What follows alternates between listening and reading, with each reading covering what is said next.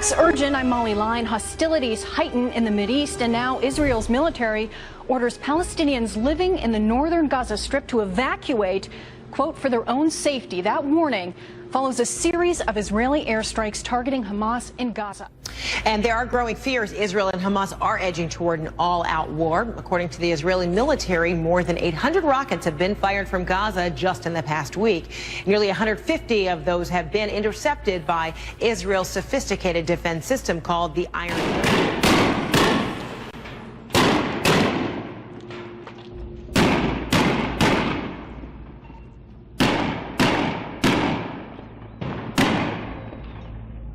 Thus saith the Lord, for 3 transgressions of Gaza, and for 4 I will not turn away the punishment thereof, because they carried away captive the whole captivity, to deliver them up to Edom. But I will send a fire on the wall of Gaza, which shall devour the palaces thereof. And I will cut off the inhabitant from Ashdod, and him that holdeth the scepter from Ashkelon, and I will turn mine hand against Ekron, and the remnant of the Philistines shall perish, saith the Lord God.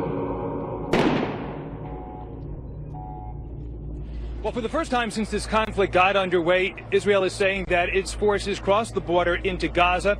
Early this morning, under cover of darkness, a commando unit launched an attack in Gaza City, going after those rocket launchers. The military says that 4 Israeli soldiers were wounded. It all happened only hours after central Israel came under heavy rocket attack. Residents of Tel Aviv and the surrounding area much of Saturday night were racing to bomb shelters. Hamas issued a vague threat about an impending attack, and at 9:07, a barrage of rockets rained down on central Israel. Rockets threatening lives and property were intercepted by Israel's Iron Dome missile defense system. There were no injuries. Israel overnight continued airstrikes in Gaza.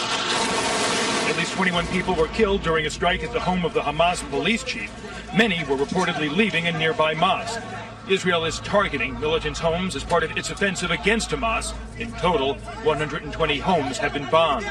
So far, more than 150 people have been killed in Gaza, many of them civilians, including children. Israel accuses Hamas of using its own people as human shields. For the past day, Israel has been dropping leaflets over northern Gaza, warning residents there to evacuate their homes for what is described as, quoting now, a brief military operation. This is an area that is home to some 100,000 Palestinians. In the last few minutes, we have seen a number of airstrikes taking place in this area, but nowhere near the intensity that had been anticipated.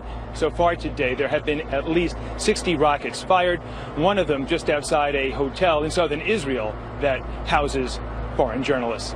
All right, moving now to the Middle East, where hundreds of Gaza residents are fleeing their homes.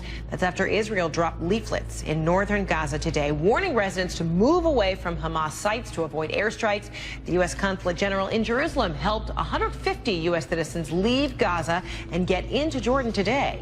Israel says it's already hit what it calls more than 1,000 terror targets. Yet rockets from Gaza keep coming. The Gaza Health Ministry says at least 168 people have died in Gaza there, and most are civilians.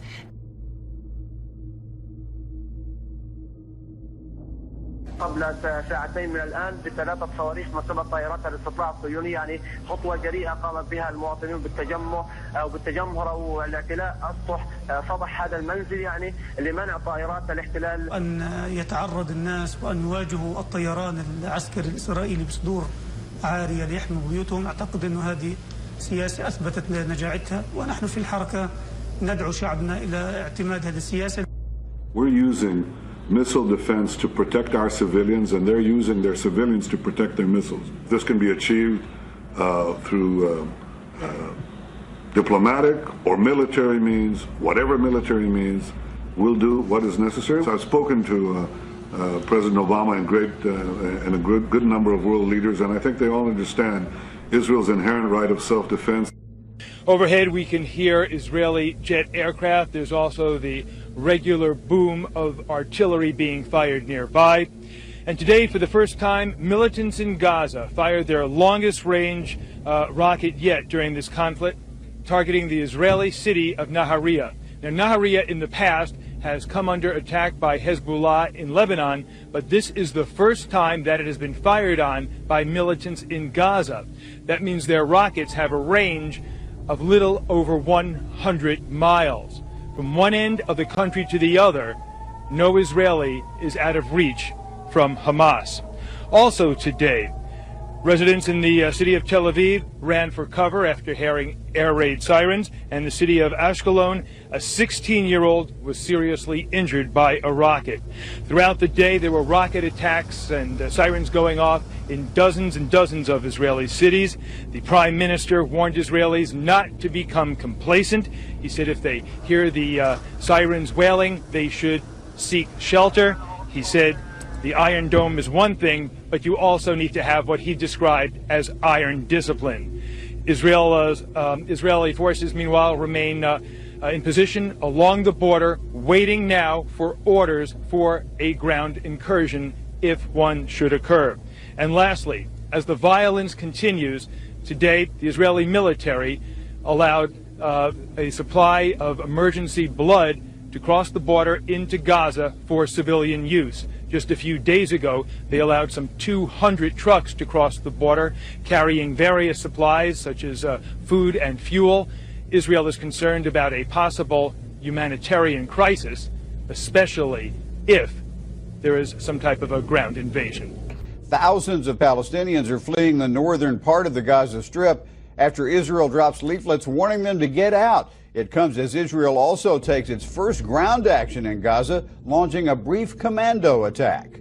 John Huddy is live in Gaza City with the details. John?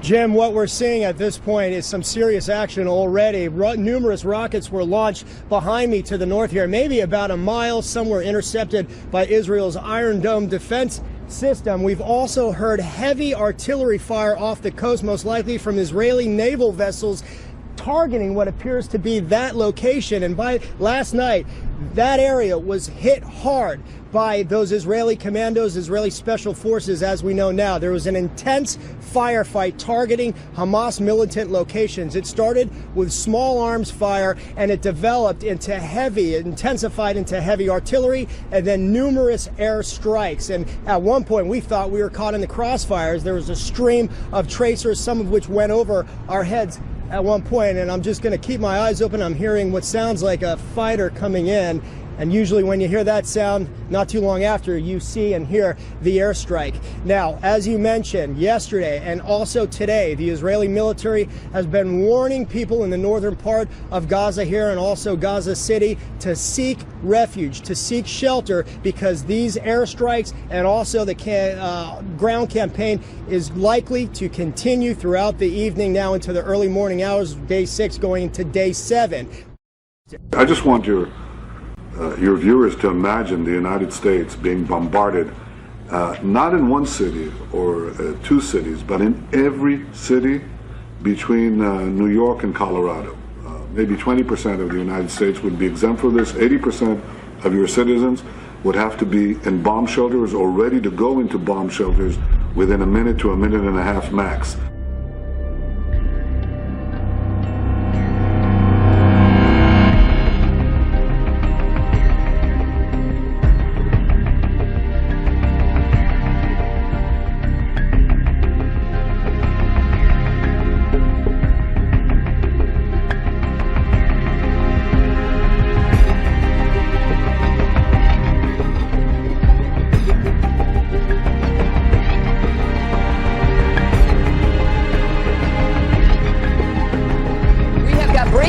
Tonight, with a new ultimatum in a violent showdown in the Middle East that is threatening to explode. As Israel tells some 100,000 Palestinians, you have hours to get out of your homes or you may die.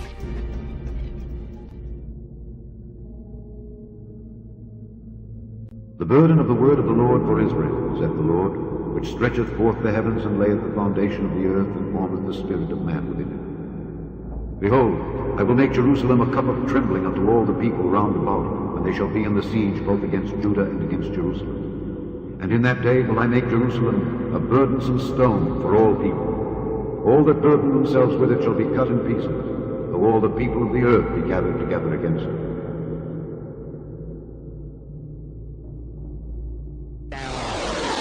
Overnight, the Israeli military warned residents in the eastern Gaza Strip to leave their homes in an effort to minimize casualties, sending text messages and dropping leaflets. As the Egyptian ceasefire fails to get off the ground, the Israeli government promises to ramp up its military campaign. Threat of a ground invasion looming as soldiers and tanks line the Gaza border, but the Obama administration says it hasn't ruled out a ceasefire just yet.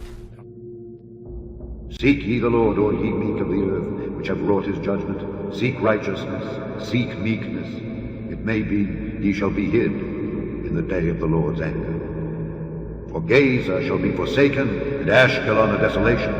They shall drive out Ashdod at the noonday, and Ekron shall be rooted up. Woe unto the inhabitants of the sea coast, the nation of the Kerethites. The word of the Lord is against you.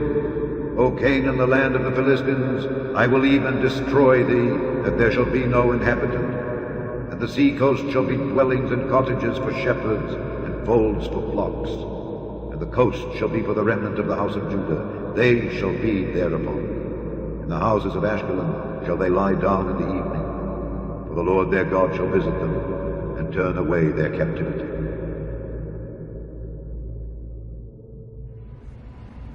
Well, Shepard, we just heard two loud explosions behind me just to the north of us here along the coastline, and we've seen heavy artillery fire. It's really intensified, Shepard, over the course of the last 30 minutes, 45 minutes here. Both cannon fire from offshore and artillery fire that looks like it's coming from across the Israel-Gaza border. Now we're in Gaza City here to the west. We're hearing a lot of action, a lot of explosions to the east as well, and that's where apparently this offensive is being moved in. The ground forces, as you mentioned, going after the tunnels, trying to root up these tunnels using equipment including D9s. These are these massive tractors and bulldozers that go in there and could really basically take out any tunnel.